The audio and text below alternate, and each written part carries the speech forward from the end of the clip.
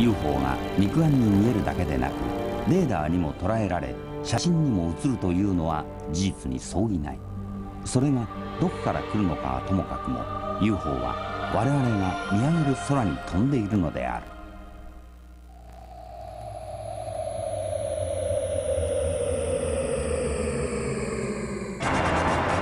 20世紀最大のミステリー UFO、 そしてさまざまな形で取り沙汰される地球外生物、これらのことについて我々は一体何を知っているのだろうか。いや、我々ではなく誰がどこまでの真実を知っているのだろうか。これまで固く口を閉ざしていた UFO の目撃者たちがついに口を開く。そして元ニューヨークタイムズ記者ハワード・ブラムが偶然にも知ってしまったアメリカ政府の地球外生物極秘探査計画 UFO ワーキンググループの存在。果たして彼らは UFO について何を知り得たのか。真実を追えば追うほどこれまで UFO と地球外生物について語られてきた常識が覆されていく。20世紀最後のミステリー UFO、 その最終章のページが今夜閉じられる。この番組はトヨタ自動車とご覧のスポンサーの提供でお送りします。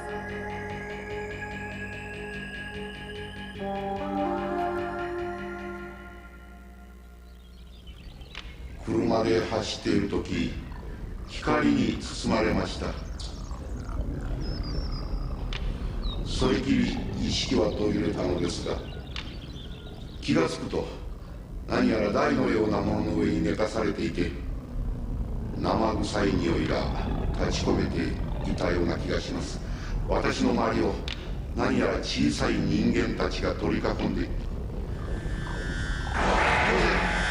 なんだそれは。触られてない。なんだそれは。何を逃げようとしているんだ。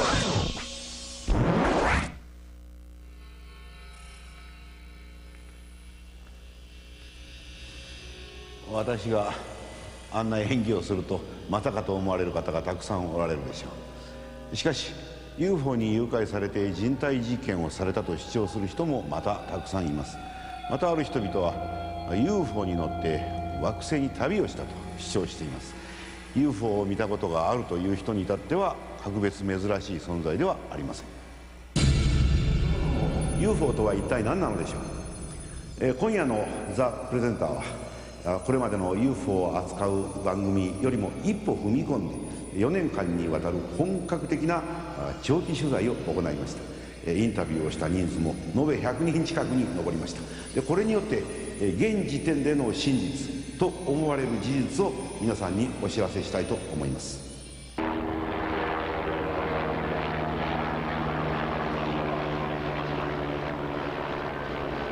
真実、すなわち実際に起こったことを探求する旅には常に困難がつきまとう。それは秘密を守ろうとする者がいる場合にはとりわけ苦難の道となる。その旅がここニューヨークから始まろうとしている。我々がこの町にやってきた目的はあるジャーナリストに会うためである。彼の名前はハワード・ブラム。ニューヨークタイムズの記者であり UFO などとは無関係だった彼が偶然にも知ってしまったアメリカ政府の極秘 UFO 調査官 UFO ワーキンググループ、そこにはいかなる真実が隠されているのか。20世紀最大のミステリーへの挑戦が間もなく始まる。ハワード・ブラムはいかにして UFO ワーキンググループの存在を知ったのか。1987年の夏のことでした。ニューヨークタイムズマガジンにウォーカースパイ事件の記事を出した直後、他の記事と同じように読者からの反応が来ました。その一人が NSA 国家安全保障局にいた男性でした。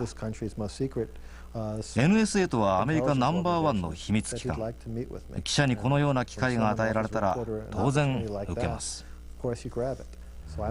そこで私はワシントンへ行きました。ホワイトハウスのすぐ近くにあるホテルで会いたいと言われていたんです。そして私が泊まっていた部屋へ行き話をしました。Walker said that stealing secrets from this country is as easy as shoplifting from Kmart. And I'll be damned if he isn't right.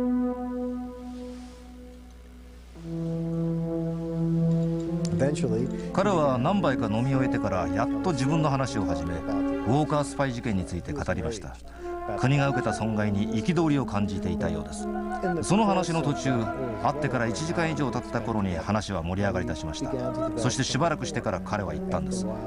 君が本当に見なければならないのは宇宙で起きていることだと。You know, there's been a lot of talk around the NSA about outer space. Weird stuff. UFOs. Heard they're making a working all-star group or something. Panel of hotshots looking into UFOs. We'll finally get to the truth. 不思議に思い彼を見ました。正直言って彼が何の話をしているのか理解できなかったんです。内緒の話だが聞こえてくるんだと彼は言いました。また私は何も答えませんでした。ようやく口を開いてどんなことがと聞くと彼は雑音だ、聞こえるはずのないところから雑音が聞こえると答えました。これは面白い話です。私はうずうずしました。彼に詳しい説明を求めると、これ以上は話せない、自分で見つけるんだ、君は記者だろうと言ってきました。挑戦してやろうという気になり、私は夢中になりました。それから約2年、私はこのミステリーの解明に全力で臨みました。私は最終的に合同特別部隊があることを見つけました。つまり国防省の常設の部隊です。この部隊には UFO ワーキンググループという名称がついていました。任務はただ一つ、宇宙で何が起きているかを見つけ出すことです。政府が説明できない多くのことを徹底的に追求するのが役目でした。非常に厳密な調査を始めたのです。宇宙で起きていることを調べるためだけに、この謎を解くだけのために毎年何千ドルという金を使っていました。1986年12月のある朝、レーガン大統領はいつものようにコーヒーを飲みながらプレジデント・デイリー・ブリーフ外交報告書に目を通していた。空軍情報部から寄せられたこの最高機密文書の一文が大統領の注目を引いたのである。そこには推測絡みの大げさな表現を排した簡潔な文章である事件の報告がなされていた。大統領はページから目を上げるとこう言ったという。私も一度 UFO を見たことがあると。カリフォルニア州知事選のキャンペーン中、飛行機に乗っていた時、不意に目の前の窓のすぐ向こうに空飛ぶ円盤がいたんだ。この件を徹底的に追求しよう。大統領は感慨深げにそう言った。が誰もが生返事をするばかりだったので、大統領はその件を打ち切りにした。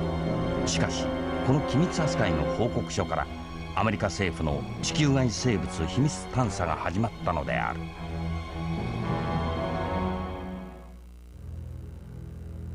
宇宙には人工の物体が7087個ある。シャトルから廃棄されたネジ、釘10本、ジェミニ4号から浮遊してしまった防寒用手袋の片割れ、ソビエトのミール宇宙ステーションで宇宙遊泳していた飛行士がうっかり落としてしまったネジ回し1本、人工衛星が数千個、これらがみんな宇宙空間を暴走し続けている。地球上空のこの交通状況はコロラドスプリングスにほど近い雪をかぶったシャイアンマウンテンの内部に隠された合衆国宇宙司令部の宇宙監視センターによって常時監視されている。別名クリスタルパレスと名付けられたこのセンターでは、フェンスと呼ばれる巨大な電波レーダー網で宇宙を浮遊する全ての物体を捕捉している。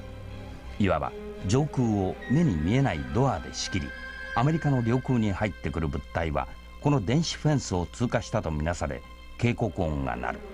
そしてその情報がボックス9と呼ばれる窓のない地下100メートルの小部屋に報告される。1984年12月の夕刻、 UFO 調査班が組織されるきっかけとなった出来事が始まりかけていた。この窓のない部屋にあるコンピューター画面上で宇宙における7088番目の物体が発見された。シーラ・モンドラン海軍中佐はその日少し遅れてボックス9に現れた。中佐殿、すいませんがここまで来てちょっとこれを見てもらえませんか。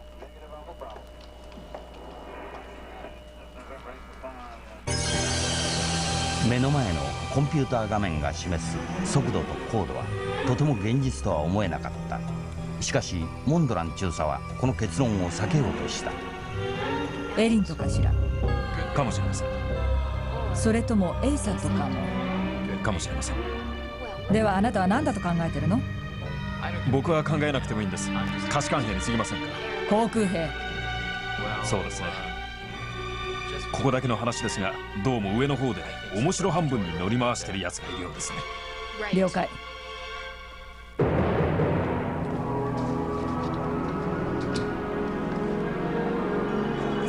こちらは宇宙監視センター。ノーラット総司令官にフラッシュアラートを報告します。彼女が話すのをためらっていたのは自分の軍での地位を気にしているからだろうと最初は思っていました。でも違ったんです。彼女は個人的に一国民として怖がっていました。何かが起きてはいるのだけれどそれが何だかわからないという恐怖に怯えていたのです。誰もが考えられないことを考えていました。未確認飛行物体です。24時間後、シーラ・モンドランたちにとってその世の出来事は警報解除とともに終わった。しかしそれが始まりだったのである。この正体不明の飛行物体が合衆国領空に侵入した後あっさりと消えてしまったという事実は機密扱いの報告書として大統領及び情報機関の目に触れることとなった。その一部はペンタゴンにある国防情報局 DIA 管理作戦理事会のオフィスにも届いていた。このオフィスである陸軍大佐が1日がかりで考えた末に決断を下した。そしてこの大佐が実行に及んだ時、離れ離れだった鎖の輪が少しずつつながり始めたのである。この大佐はプロジェクトアクエリアスという政府の極秘プロジェクトチームの参加を呼びかけました。アメリカ政府は突如として UFO 問題を積極的に解決する姿勢を作りました。偶然にも当の DIA 管理作戦理事会はやはり窓のない部屋で発生した事件が原因となって独自にアクエリアス計画を発足させる決定を下していた。時はシャイアンマウンテンを混乱させたあの事件の1年前、ワシントンにあるホワイトハウスの横に並んで立つホワイトハウスと地下でつながっていると言われているオールドエグゼクティブオフィスビルディング、その3階にある大統領の科学顧問ジョージ・キーワース博士の部屋は1985年秋、その日すでに科学技術部の職員たちで満席になっていた。そしてテーブルにはスタンフォード研究所の科学者2人と本屋のリモートビューワー遠隔透視能力者と称する男が1人座を占めていた。これから基地の感覚器官のいずれにも知らせずに隔離しておいた情報であっても、ある種の人々にはそれを感知し表現できる新しい知覚経路が存在することを実地に証明いたします。この新しい経路が関係している現象こそどうやらリモートビューイングです。中佐、始めてください。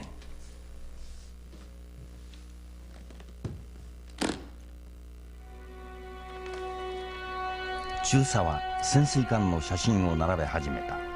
それらはアメリカとソ連のもので、攻撃型潜水艦と陸上攻撃用核弾頭を搭載した大型潜水艦であった。この写真をよく見てください。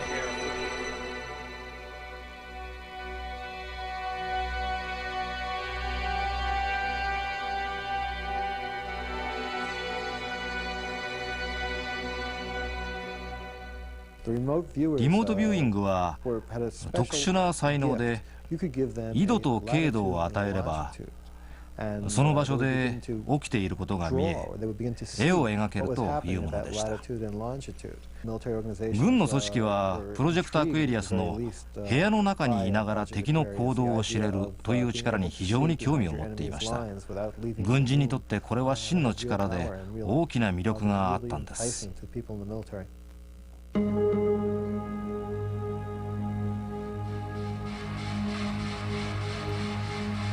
どうでしょう。上段左側の写真の潜水艦が見えるかどうか教えていただけますか。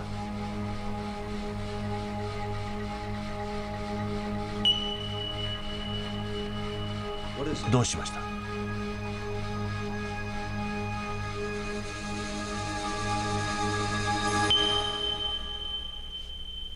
どうしました。最後の潜水艦を探している時に別のものが見えたのです。座標は同じなのですが、ただ潜水艦の上空で停止していたんです。航空機だったのですか。では見たものを書いてください。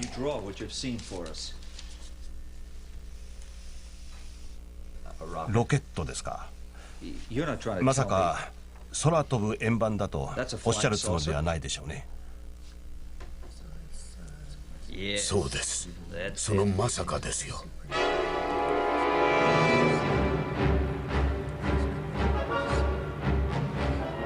この部屋での実験から6ヶ月と経たないうちに DIA は海軍情報部と共同スポンサーとなり、リモートビューイングを使ってソ連の潜水艦を探知する機密計画アクエリアス計画を発足させたのである。その後の14ヶ月の期間でアクエリアス計画に参加したリモートビューアーによる未確認飛行物体の目撃記録は少なくとも17件はあった。シャイアンマウンテンからの報告書が来ると DIA の大佐はプロジェクトアクエリアスのリモートビューアーを参加させることを考えました。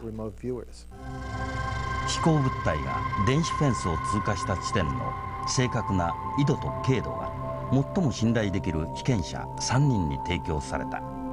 彼らは厳重に管理され、別々の3つの部屋に入れられた。与えられた指令はその座標において過去48時間以内に何であれ異常なものが見えたらそれを書けと。その日が終わるまでにペンタゴンにある大佐のオフィスに3つのスケッチがファックスされてきた。明らかにそれぞれ異なる書き手の作品なのに、しかし3つともよく似ていた。どれも皆丸みを帯びた翼のない飛行体だったのである。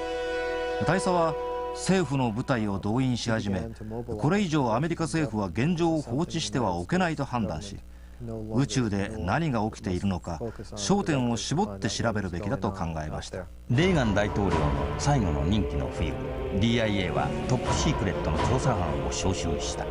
しかしそれは過去40年間政府が公的に主張し続けてきたことは間違いだったという可能性を探ることだったのである。 What was the name of the army colonel at DIA who decided to organize the UFO working group? ハロルド・ E ・フィリップスと紹介されました。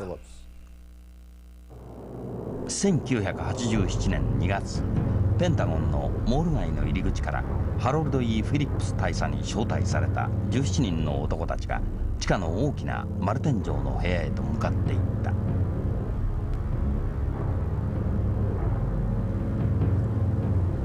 皆さん、私はハロルド・ E ・フィリップス大佐です。今朝はまず当委員会を結成するきっかけとなった出来事を次第にして状況説明を行います。ついでですが、以後この委員会を未確認飛行物体調査班と呼ぶことといたします。我々に課せられているのは科学的任務です。地球外知的生命体が存在する証拠を探すことなのです。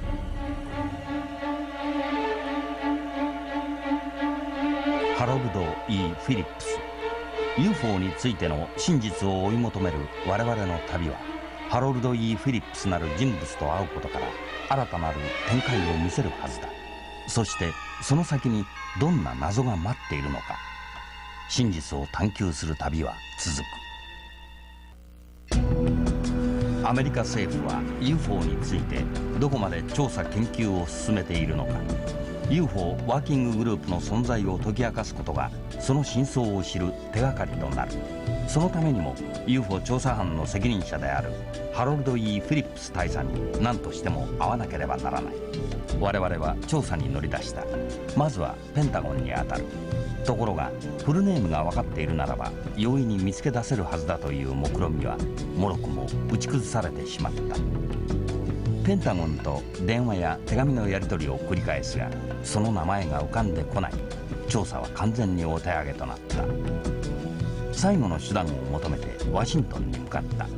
ワシントンにある国立公文書館には全アメリカ国民の人口調査記録が保存されている。国立公文書館の膨大な資料を検索するには専門のリサーチャーが必要である。しかしプロのリサーチャーの能力をもってしてもその検索は困難を極めることとなる。 DIA にぶつかるとそこで止まってしまい資料に行き着きませんでした。しかし幸運が訪れる。検索を始めて3週間後、膨大な資料の山からハロルド・E・フィリップスの名が浮かび上がってきたのだ。その資料には確かにハロルド・E・フィリップスの名が記されていた。そしてほどなく彼の写真も入手することができた。軍服姿の彼こそフィリップス大佐本人に違いない。しかし残念ながらそれはぬか喜びに終わった。同姓同名の別の人物であることが判明したのだ。果たしてハロルド・E・フィリップス大佐は実在するのか。実在するとすれば彼に会うにはどうすればいいのか。ブラム氏は我々にこう助言してくれた。真実の追求には正しい方向で調査を進めなくてはなりません。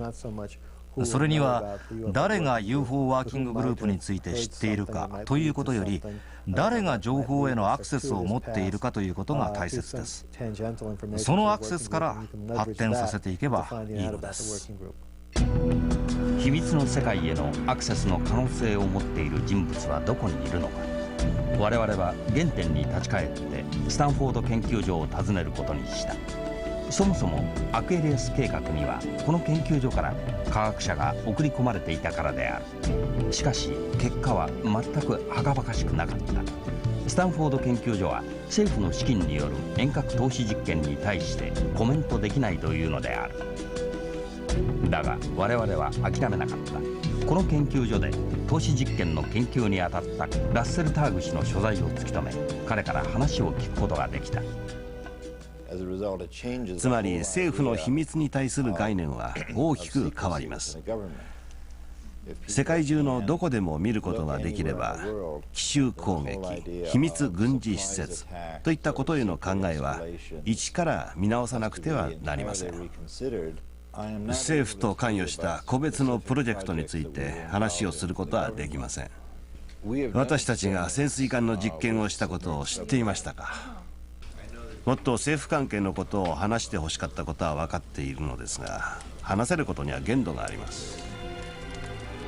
ターグ氏はアクエリアス計画の存在については認めたもののハロルド・E・フィリップス大佐についても UFO ワーキンググループについてもノーコメントである。しかし突然彼はかつて軍に所属していたある人物のことを話題にし始める。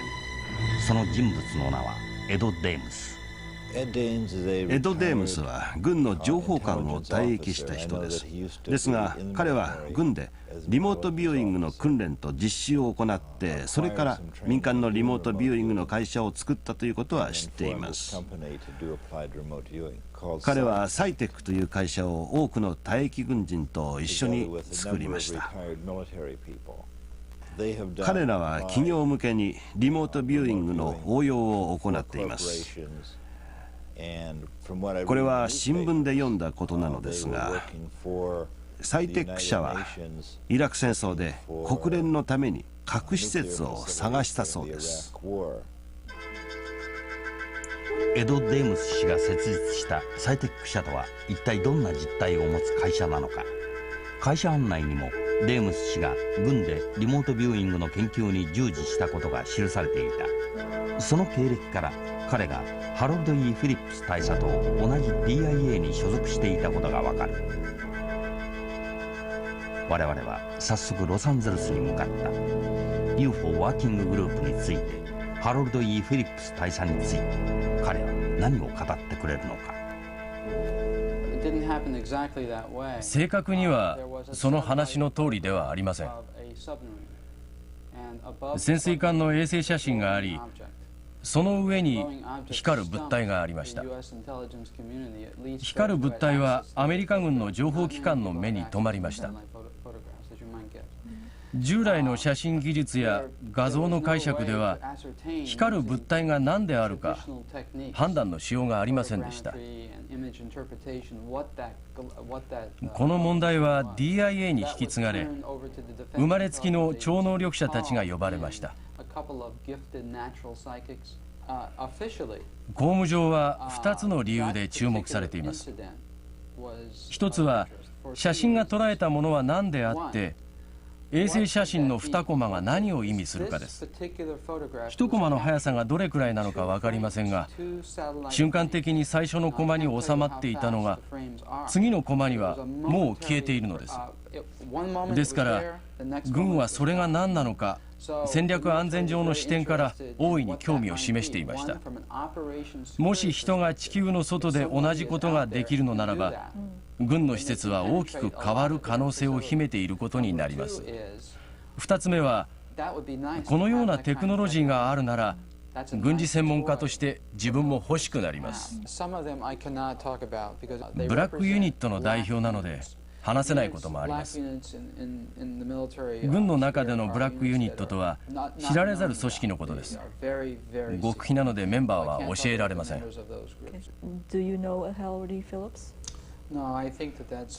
謎の人物でハロルド・E・フィリップスという人は実在しません。彼だと思える人はただ一人、ジョン・アレキサンダー大佐です。ハロルド・E・フィリップス大佐は実在しない。デームス氏の証言は衝撃的だった。 UFO 調査班で責任者の地位にあったのはジョン・アレキサンダーなる人物だというのだ。ジョンの実在は間もなく確かめられることとなる。ジョンは今アメリカ軍関係者の中で最も注目を集めている一人であったのだ。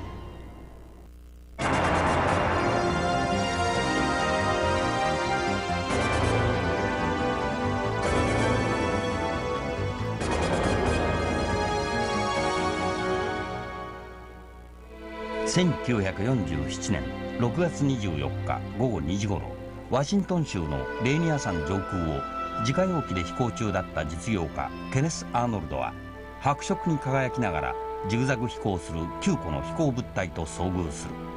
アーノルドはその物体をコーヒーカップの受け皿のようだったと語り、空飛ぶ受け皿フライングソーサーと名付けられたこの物体の目撃談は全米を駆け巡る。しかし事実は彼が見た物体は三日月型だったのである。その1ヶ月後の7月、 UFO 史上最大の事件がニューメキシコ州ロズウェルで発生する。巨大な爆発音とともに1機の UFO が墜落したのである。この事件は大々的に報道された。しかしアメリカ軍は一度 UFO の機体を回収したと発表するが、すぐさまそれは単なる観測気球であったと発表を覆す。 UFO 史上最大の事件は最大の謎となった。我々は事件発生後48年が経ったロズウェルへと向かった。ロズウェルで墜落現場を目撃した人物を探し出し話を聞くためである。我々がロズウェルに入り調査を始めると、まるでそれに時を合わせるかのようにアメリカ空軍からロズウェル事件に関する調査報告書が発表される。墜落した物体は極秘プロジェクトのスパイ気球であったと結論付けたその報告書は、今日まで推測されたさまざまな可能性の全てを否定するという形でまとめられていた。ミサイルの可能性、核事故の可能性、そして地球外からの乗り物の可能性、全てが否定されている。48年後にこのような報告書がまとめられた背景には一人の人物の存在があった。当地選出の下院議員スティーブン・シュフ氏が選挙民の要請を受け、会計検査院 GAO へ調査を依頼したからである。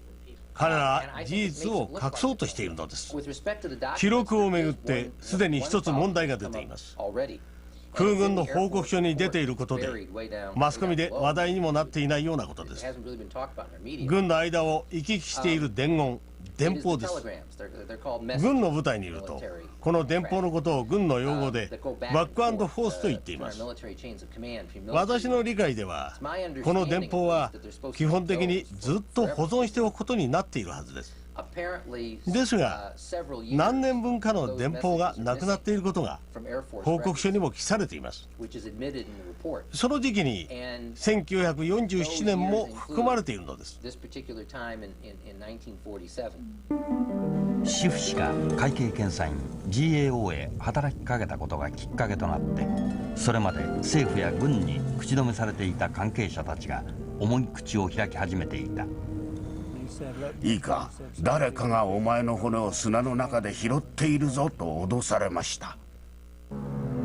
当時グレン・デニス氏は軍と契約のある葬儀社に勤めていた。墜落当日、軍の担当者から1メートルから1メートル20センチの棺はないかと電話があったと証言する。救急車の要請があり、航空兵を基地の病院へ連れて行きました。後ろを見ると破片がたくさんありました。大きめの破片が2つあり、それぞれの救急車にはカヌーの先端のような形をした破片が2つずつありました。エジプトの象形文字を思わせるような文字が入ってました。救急車で駆けつけた病院でデニスは知り合いの看護婦と出会う。看護婦は彼に今すぐここを出ないと面倒なことになると言ったという。何が起こっているのか気になったデニスは翌朝看護婦と会い、中での様子を聞いた。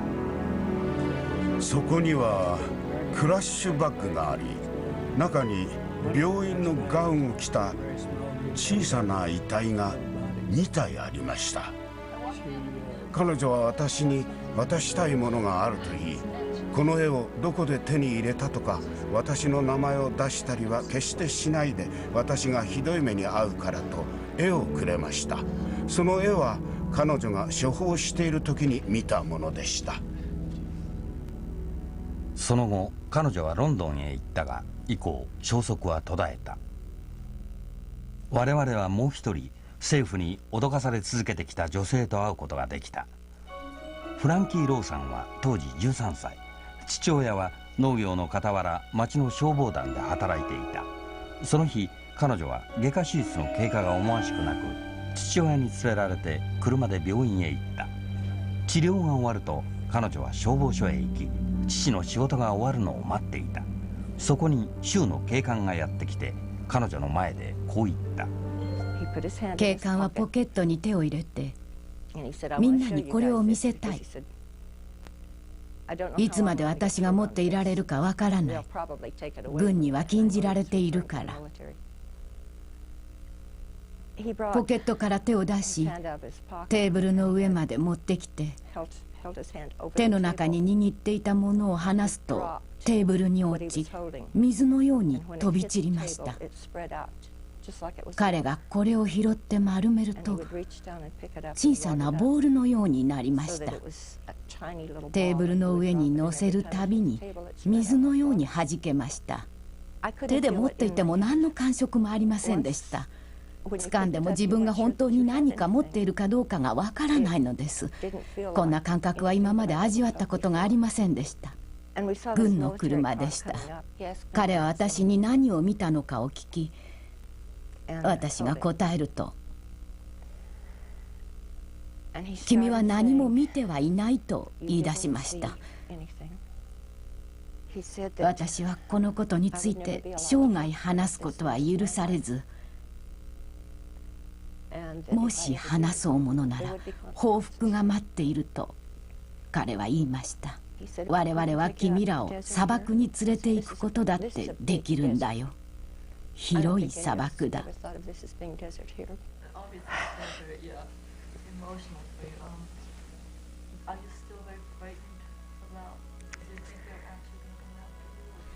いいえ、論理的に考えれば大丈夫なのです。でも心の中にある恐れを取り去ることができません。すみません、どうしても気持ちをコントロールできなくて。Thanks. What they want to do is, if you feel up to it after a little while, what they want to do is they just want to do some insert cuts about you talking about the fire station. Can we do that? Sure. あの人たちのことを以前は腹立たしくは思っていませんでしたが、今は憎くて仕方ありません。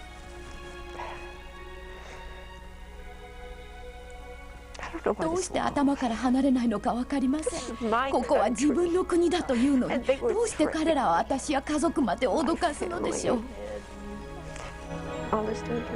13歳の少女を恐怖の底に突き落としてまで軍が守ろうとした機密とは一体何だったのだろうか。我々はロズウェル郊外にある UFO の墜落現場へと向かった。未確認飛行物体墜落の現場は48年前そのままに人の手の入っていない荒涼たる大地の中にあった。直接見たわけではありません。だが証言者の話によると、機体はあっちの方角から落ちてきて地面をかすり爪痕を残しました。そしてバウンドをしたのか、あるいは勢いが余っていたのか、次にあの崖に当たり45度の角度に倒れました。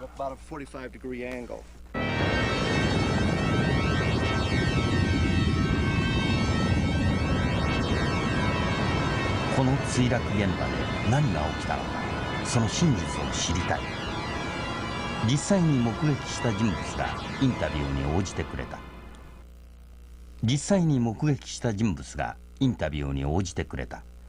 彼は当時軍の情報官だった。我々が関心を持ち始めたのは6月の終わりからで、レーダーのスクリーンに奇妙な現象が現れるようになったためです。7月1日、映像が非常にはっきりと現れ、ワシントンなどから特殊部隊が調査のために派遣されてきました。突然レーダーのスクリーンが大きく点滅しました。レーダーがスクリーンから消え、そしてまた通常通りに戻ったので、スクリーン自体に問題はないはずです。するとこれは確実に墜落事故です。普通の円ではなく、このようにかかとの形をしていました。ちょうど空豆のような形でした。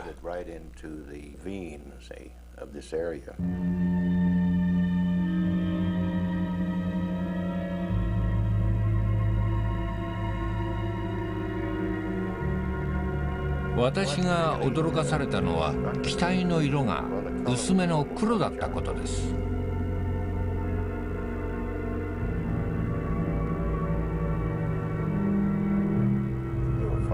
5体です。背は高くありませんでしたが、整っていました。角もなければトゲもありません。そういった類ではないんです。目は大きく、見かけは本当に良かったですよ。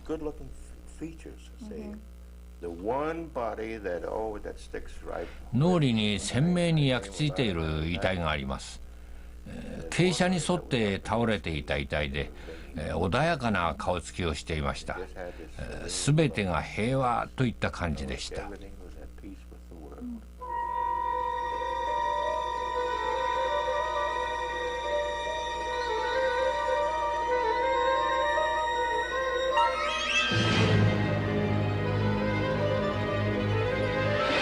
UFO の乗組員の遺体は外気を遮断する遺体袋に入れられ、墜落した機体とともに格納庫に運ばれた。広大な格納庫の中で軍の調査官たちは何を目撃し、なぜこれを機密事項にすることを決めたのか。墜落翌日の未明、UFO の機体はワシントンのアンドリュース空軍基地とオハイオのライト・パターソン基地2つの基地へ分散して運ばれる。ライト・パターソン基地には敵から没収した兵器を分解し、その仕組みを研究する施設があった。そこで UFO は徹底的に調べ上げられたはずである。我々は部屋に呼ばれましたが、こうなることは分かっていました。こうしたことが起きると、軍は我々が知り得たことを外に漏らさないようにグループごとに指導して誓わせていましたから。どのグループに誰がいて、部屋に誰がいるかは全く分かりませんでした。秘密を漏らすと、軍はすぐに誰が話したのか分かったようです。私のグループでは、この47年間誰も漏らしませんでした。前日の夕方はひどい嵐でした。これは何百万分の1、いや何兆分の1の確率で起きる出来事だと思ったわけです。そこにあった点から雷が機体に落ちたと考えることができます。ロズウェル事件に関わった人物たちの証言と、48年目にして初めて出された軍の公式報告書の内容はことごとく違う。さらに地球外生物と目される UFO の乗組員の姿も、そして墜落した UFO の形そのものも、我々が一般に思っている宇宙人の姿や空飛ぶ円盤の形とは全く異なるものなのである。三角形の未確認飛行物体、それは1990年にベルギーで多発した UFO 目撃事件へとつながっている。ベルギーで目撃された UFO もやはり。ここまではトヨタ自動車とご覧のスポンサーの提供でお送りしました。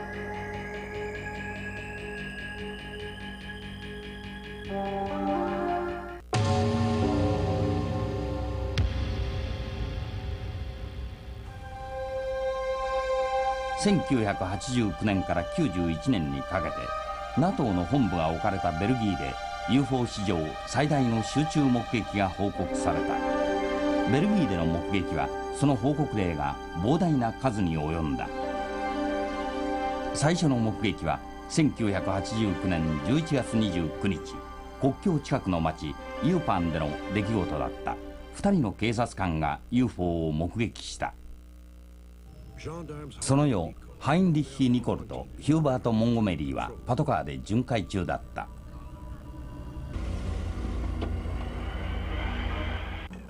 何か強い光が地面の方向に向けられていました。形は三角形。3つの強い光が見えました。先端に1つ、翼の部分に2つ、翼の下にです。真ん中の部分にはオレンジのウインカーがありました。2人の警察官は UFO の後を再び追っていった。そして2つ目の UFO に遭遇する。 UFO は1機ではなかったのである。その UFO は多数の他の警官にも目撃されている。翌1990年になっても UFO の目撃は後を絶たなかった。そして決定的な目撃報告がなされる。ベルギー空軍がレーダーで紛れもない UFO の姿を捉えたと発表したのである。我々はこのレーダー映像を解析したベルギー王立軍事学校のシュワイツァー教授に話を聞いた。研究によりターゲット、私は UFO と呼ぶよりターゲットと呼ぶ方が好きなんですが、ターゲットのスピードと時間、そして高度と時間の関係をグラフにしました。そのターゲットは驚くべき高度と速さを持つ物体だと分かりました。あのような空中に浮き、そのまま速い速度で動く物体がアメリカの秘密飛行機や F-117 である可能性は全くありません。ベルギーにおける集中目撃では数多くの映像記録が残されている。ベルギー王立アカデミーで分析を担当したアシュロワ教授はこう語る。人工的に作った写真がこの研究所に送られてきます。そのどれもが偽物とすぐ見破れるんですが、この写真に限り偽物と断定することができません。個人的な印象を言えば、これはとても変わった推進力システムを持つ乗り物のようなものではないかと思います。ベルギーでの UFO 集中目撃の分析には軍関係者や多くの学者が関わった。民間からは数多くの目撃情報がもたらされたが、そのどれもが UFO は三角形であったことを報告している。三角形の UFO、それは時と空間を超えて出現している。イギリスでの例もやはり軍の基地の間近で目撃された三角形の UFO だった。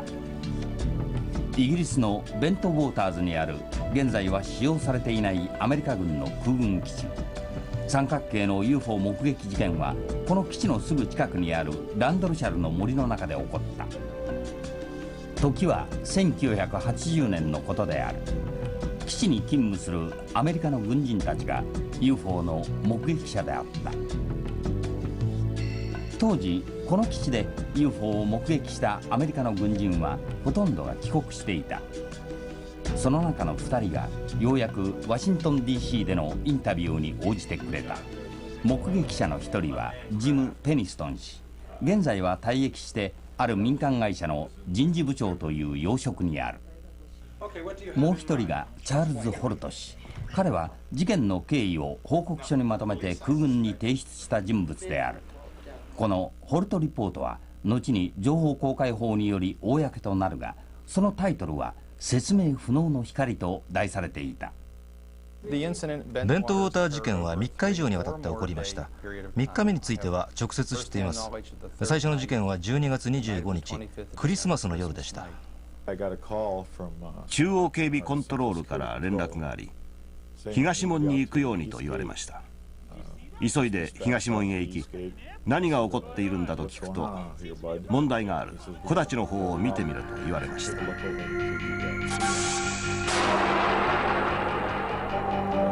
飛行機の墜落だと思い、そう見なして行動しました。明るい光が見え、両側に25メートルくらい白い光が伸びていました。木立に入ってから無線連絡が途絶えました。機体へ近づいてみると、幅3メートル、奥行き3メートル、高さおよそ3メートルの三角形でした。機体の表面は黒いガラスのように非常に滑らかで、ガラスの黒さがゆっくりと赤や青に変わりました。機体の左側に近づきました。するとシンボルのようなものがはっきりと分かりました。どこかで見たことがあったような気がしました。それから機体が上がり、ゆっくりと木の中に隠れていきました。三角形に近く鋭角はありませんでした。形はステルスに似ているかもしれませんが、ステルスは全て鋭角でしょう。3日目の夜、家族行事のクリスマスパーティーがあり、ウッドブリッジ基地のウッディクラブを借りていました。そこへ任務中の警察と中尉が真っ青な顔をしてやってきました。戻ってきたと言いました。私が森へ行って解決することにしました。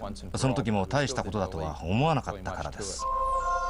ことを大ごとにしたくないと思った彼らは、ホルト氏を含めて6人で現場へ向かうことにした。中尉がその物体が燃えたであろう場所を指し、鈍い光が見えました。彼はスターライトスコープを持っており、それを持っていくと少し明るくなっているのが分かりました。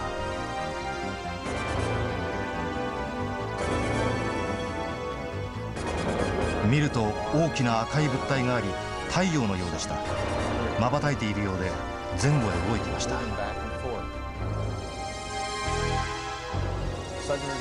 突然物体が爆発したようになり、4つか5つの白い物体に分かれ素早く消えました。物体は何か探しているように動いており、何か決まった法則で動いているようでした。物体は私たちに向かって非常に早く近づき、突然止まってレーザー光線のようなものを出しました。私たちの足元10フィートくらいのところに着陸し、恐怖を感じました。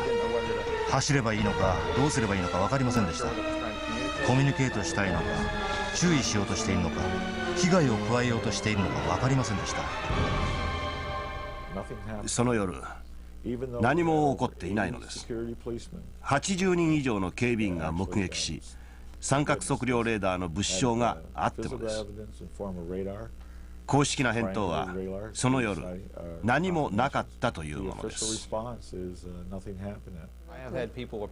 政府や機関の人々が他の理由や私に個人的興味があると装って近づいたことはあります。実際、私たちが公には話さない分野の研究をしていたことも知りました。上院のベテラン議員とも情報を交換しましたが、迷惑をかけたくないので名前は言えません。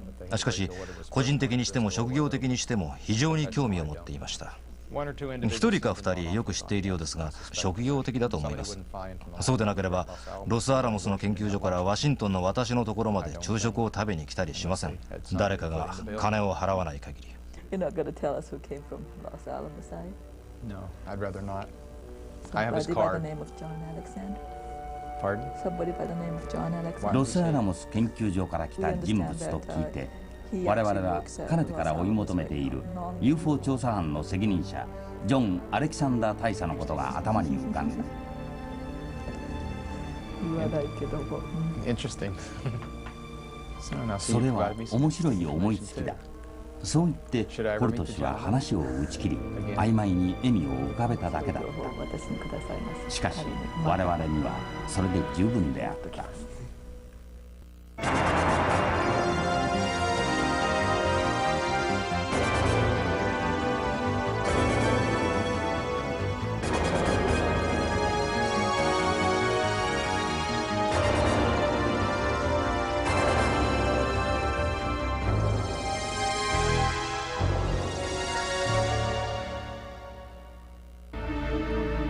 ジョン・アレキサンダー、エド・デームス氏が彼こそ UFO ワーキンググループのリーダーハロルド・E・フィリップス大佐であると語った人物。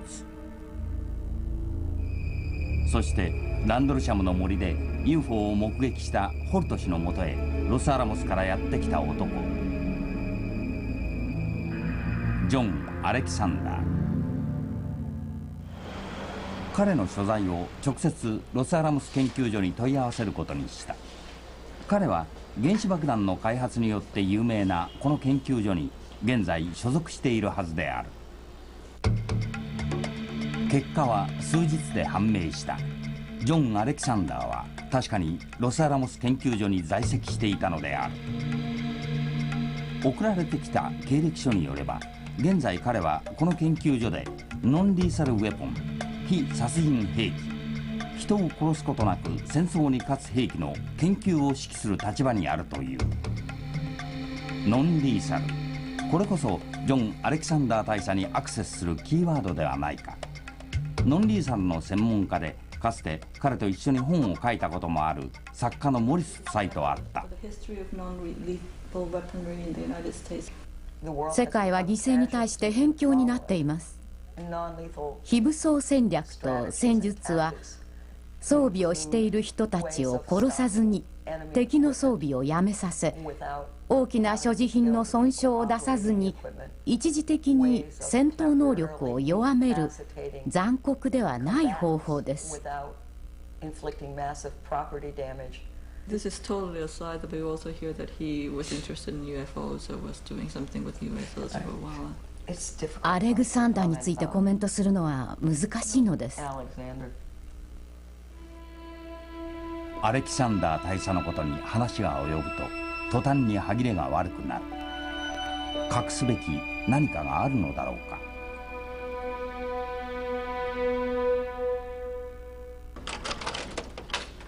UFO ジャーナリストのロッド・ルイス氏もアレキサンダー大佐と UFO の関係を調査したことがあるという。ジョン・アレキサンダーについて調査するにつれ、陸軍の情報部だけではなく UFO 現象との関わりも見えてきました。1980年にヒューストン北部のハフマンという小さな町で起こった事件です。ベティ・キャッシュ夫人、ビッキー・ランドラム夫人と孫のコルビー君の3人は郊外をドライブ中にひし形の UFO と衝突しそうになる。その結果、手はやけどのようにただれ、髪が束になって抜けた。この症状は放射能の後遺症と非常によく似ている。ロッド・ルイスの調べによると、この事件を調査した人物がやはりジョン・アレキサンダーだったのだ。我々はさらに UFO ワーキンググループについての情報を収集した。そしてジョン・アレキサンダー大佐の下でこのグループに加わった人物の名が次第に明らかになっていったのである。4年に及ぶ資料収集、そして関係者への聞き取り調査、その結果UFO ワーキンググループのメンバーと思われる中心人物の名前が浮かび上がってきた。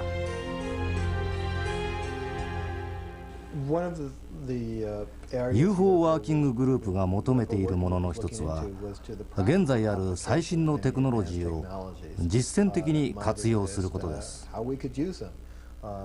アメリカの最先端テクノロジーを行く人は戦闘と関係しています。バローナ博士とジョン・アレキサンダーがそうです。陸軍情報防衛特殊部隊隊長アルバート・スタブルバイン少将の呼びかけでメンバーが集まり、ジョン・アレキサンダー大佐が内密にグループを結成しなくてはならないと言って発足しました。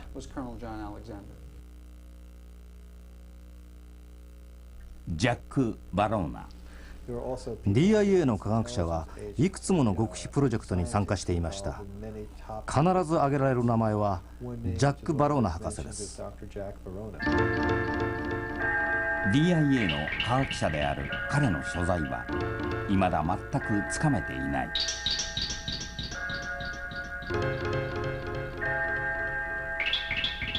アルバート・スタブルバイン。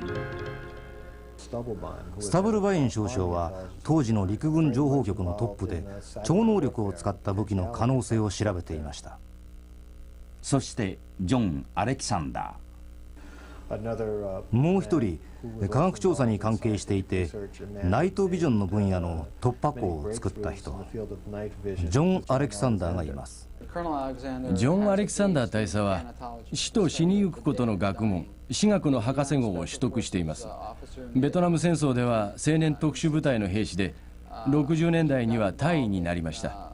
80年代の初期には陸軍のテクノロジーを調べるようになり、そこでスタブルバイン少将と一緒になりました。私がジョン・アレキサンダーに出会ったのは1981年、陸軍情報特殊部隊テクノロジーおよび情報部門でのことです。ジョンは機密情報を扱う人たちの間では刺激を与える人として知られています。知識層で UFO 現象に関係のある人といえば、それは間違いなくジョンのことです。さらにアレキサンダーについて興味深い証言が得られた。ジョン・アレキサンダーはトリートというグループと研究をしています。その会議は異星人による誘拐、臨死体験、幽体離脱体験など異常体験についてでした。ジョン・アレキサンダーはこうした会議をいくつも司会したはずで、リマ・ライボーとビクトリア・レガスが参加していました。 UFO ワーキンググループのリーダージョン・アレキサンダー大佐への最終アクセスは宇宙人による誘拐事件アブダクションの女性研究家2人に絞られた。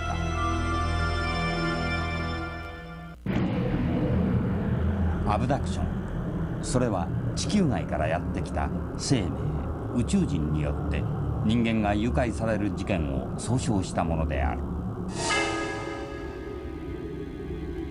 アブダクションは例えば次のように発生する。深夜他人の目の届かぬ寝室に見慣れぬ姿の小さなエイリアンが出現する。一瞬気が遠くなり、気がつくと宇宙船の中に運び込まれている。アブダクションにあった人間はそのほとんどが宇宙船内で生体実験をされたと証言する。宇宙人による誘拐、そして生体実験とは一体どのようなものだったのか。165センチから168センチくらいです。灰色と灰褐色のまだらの球状の頭でした。アヒルみたいだと思いました。シワを寄せずに手足を曲げることができるという事実にうろたえました。1976年8月26日にアメリカ・メイン州のアラガシュで発生したアブダクションのケースはこうだった。4人の釣り仲間はマス釣りのために深い森の中の水路をカヌーで進んでいた。釣りを始めて間もなく、メンバーの一人チャックは何者かに見習えている気配を感じ始めた。3人にそのことを知らせた瞬間、そこには巨大な楕円形の光の塊があった。物体から発せられた光に飲み込まれ、気がつくと彼らは全員裸で宇宙船の中で生体実験を受けていた。ジャック・ウェイナー氏はこの後足に原因不明の腫瘍ができたという。そして彼の知らぬ間に治療のカルテはワシントンにある軍の病理学研究所に送られていた。皮膚のすぐ下に突然現れる死亡死は、くぼみや細くてまっすぐな傷跡と同様、アブダクションに共通して見られる現象です。記録課へ行き、診断書が欲しいと言いました。しばらくして診断書を持って看護婦が戻ってきてこう言うんです。これを取った当時は陸軍にいらっしゃったんですね、とね。だからないですよ、一度も。なぜですと聞いたんです。看護婦は、それじゃあどうして軍の病理学研究所なんかへ送ったんでしょうねと言うんで、ジョージア州のアトランタにある中央病理管理局へ送ったはずだと言ったんです。すると、いいえ、軍の病理学研究所ですと言い、この診断書をくれました。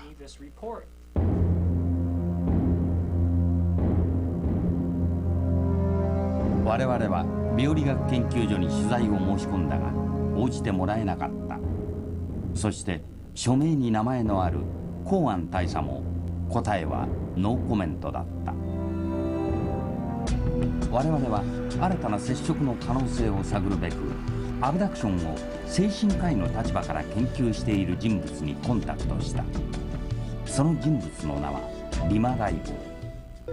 UFO ワーキンググループの中心メンバーであるあのアルバート・スタブルバインの夫人だったのである。私は同業者を集めて似たような現象を言ってきた患者はいますかと聞きました。答えははい、でもその話をすることはできません。真剣にその現象を話すと、私はプロフェッショナルとは見なされないというものでした。アメリカ政府もどの国の政府も空中または寝室で起きていることを全て知っていると思われます。後者についてはあまり自信がありません。政府もこれをどう対処したらよいかがわからないのでしょう。私の夫に聞いた方がいいですよ。ただ今時間があるかどうかは分かりません。彼は陸軍情報防衛特殊部隊隊長でした。今はちょうど患者を見なくてはならないので無理ですが、彼に聞くべき質問だと思います。聞いてみますか？お役に立てればいいのですが。彼は軍を退役した現在、夫人と共に障害者のリハビリプログラム開発の仕事をしているというアルバート・スタブルバイン。 UFO ワーキンググループの中心メンバーが初めてカメラの前に姿を現した。ルール。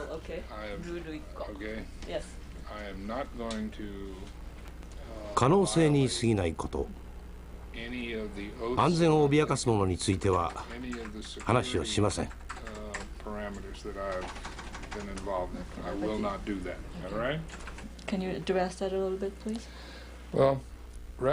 その質問に直接答えるより、一つ仮定を言わせてください。UFO が存在するとしましょう。確かに UFO についてはさまざまな論議や噂がありました。 UFO は存在すると仮定します。 UFO の存在が事実だとすると UFO を作って飛ばし、さらに時間を合わせるためには相当のテクノロジーが必要になります。これが事実だとすると、そのために必要なテクノロジーを知り理解しないという手はありません。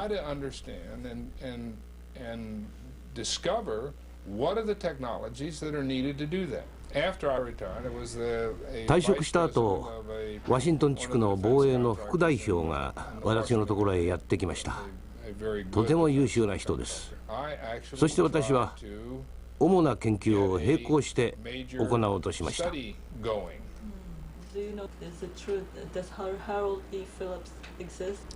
私は知りませんから、それについては答えられません。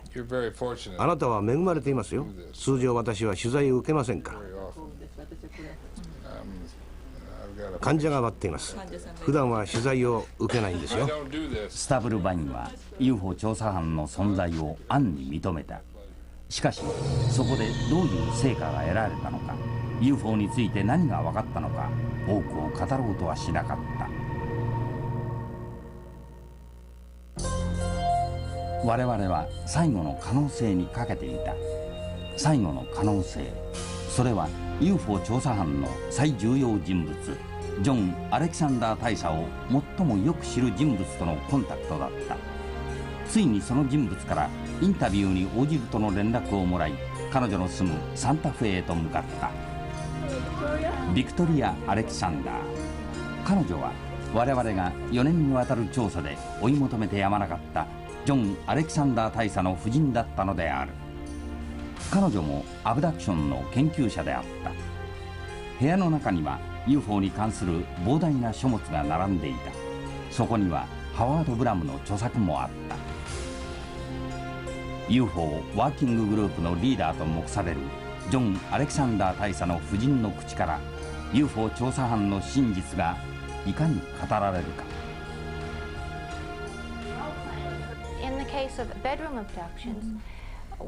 寝室で起きたアブダクションは立派な犯罪であって、体験が真実なら証拠集めができます。誘拐された人を被害者とみなし、これまでの視点を少し変える必要があると思います。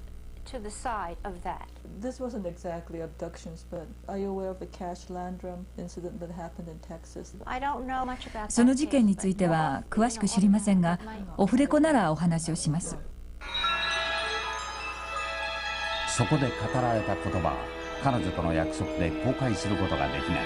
しかしそれは我々が知りたかった確信に大きく迫っていた。インタビューを続けながら我々が探し求めてきた UFO についての真実を語ることのできる人物がこの入り口から姿を現すのを待っていた。 Some people say that Harold E. Phillips was really your husband, John Alexander. True, false, no idea. 答えは録音されるんですか？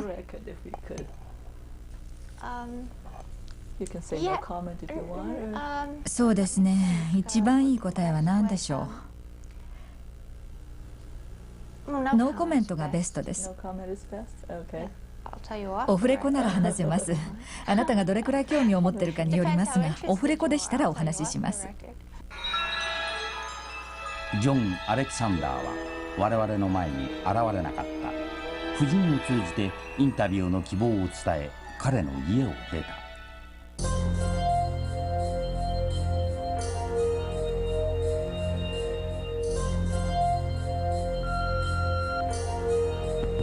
Yeah, this is John Alexander calling for Jim Tyndall. I have received your message. However, I am not really interested in being interviewed for this program, particularly on the topics that are involved. Thank you very much.